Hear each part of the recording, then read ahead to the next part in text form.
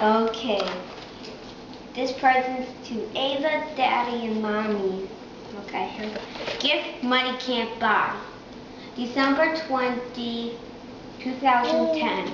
Dear Mom, Dad, and Ava, when it comes to a gift this year, I choose to do something different. I want to give you something that is not available in stores. This priceless gift is love and caring for my family.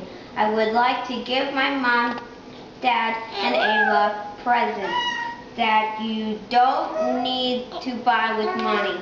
My mom, Dad, and Ava love me very much. Also, I love them too. We all show affection together in our house. We are all healthy and love is a great to give for Christmas. I would protect my little sister at all costs. I love my mom and dad and Ava so much. Mom, Dad, and Ava, I wish you the best for our first full family Christmas since 2000.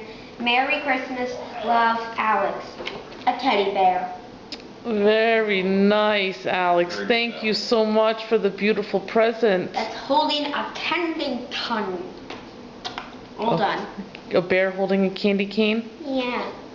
Okay, thank you. You're welcome.